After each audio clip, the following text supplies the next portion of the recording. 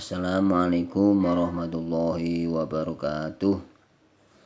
Selamat pagi anak-anak semuanya. Mudah-mudahan pada pagi hari ini kita semua mendapatkan keselamatan, kesehatan dari Allah Subhanahu wa taala, dan mudah-mudahan kita semua masih semangat untuk mengikuti pelajaran agama pada pagi hari ini. Untuk pelajaran pada pagi hari ini, Pak Kis ingin menyampaikan sedikit materi tentang sejarah kebudayaan Islam atau SKI atau tarikh, yang mana semester 2 ini akan kita bahas mengenai bab mengetahui masa dewasa Nabi Muhammad SAW. Pak Kis ceritakan singkat, nanti selengkapnya kalian bisa membaca di buku paket bab semester 2 yang awal ini. Baik, Pak Kis mulai masa dewasa Nabi Muhammad. Pak Kis mulai dari menikah dengan Khadijah. Sebelum menikah dengan Khadijah, perlu diketahui bahwa Nabi Muhammad itu atau Muhammad remaja atau umur 25 tahun, sekitar umur 25 tahun itu bekerja sama berdagang dengan Khadijah. Nah, berdagangnya ini dipandang, singkat cerita dipandang oleh Khadijah sendiri, caranya Nabi Muhammad itu luar biasa, ya, caranya luar biasa, ya, dagangannya Khadijah yang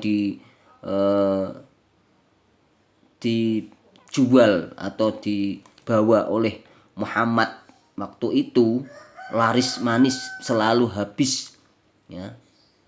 Setelah diteliti,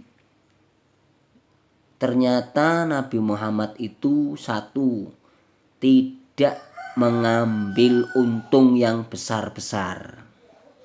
Yang kedua, boleh dibayar ketika mempunyai uang, ya, boleh diutang.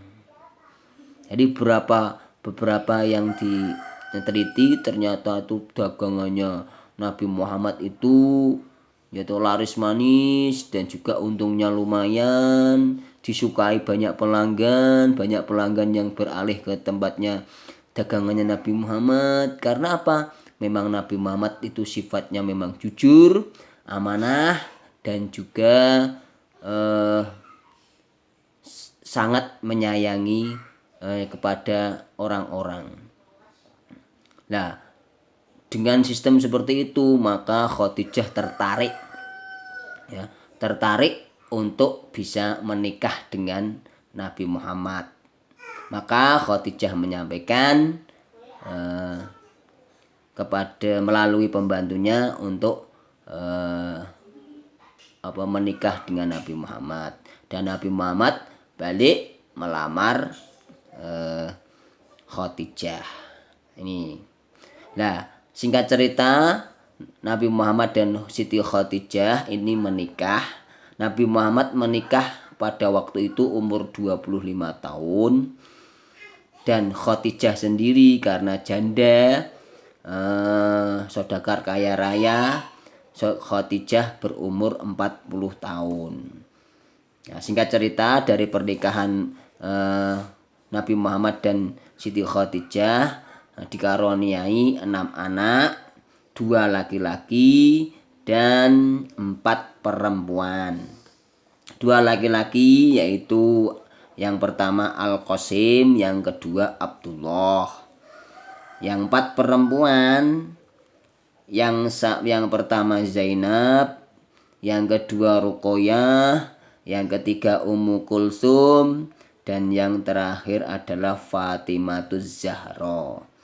Nah, dari ke-6 anak atau putra Nabi Muhammad ini, yang laki-laki Al-Qasim dan Abdullah meninggal waktu masih anak-anak. Ini cerita singkat pernikahan Nabi Muhammad dengan Khadijah. Terus yang kedua adalah teladan Nabi Muhammad dalam keluarga. Perlu diketahui bahwa Nabi Muhammad ini sangat menyayangi keluarganya, sangat dekat dengan keluarganya dan sangat diidam-idamkan keluarganya. Artinya apa?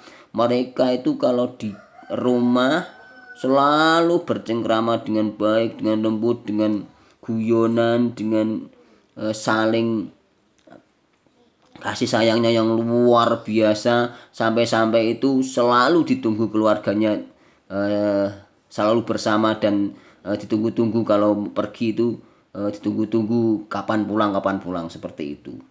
Jadi Nabi Muhammad itu sangat diidam-idamkan keluarganya karena memberikan contoh atau uswatun hasanah yang luar biasa di keluarganya. Kasih sayangnya, contoh-contohnya, kepribadiannya itu dicontohkan, diajarkan di dalam keluarga.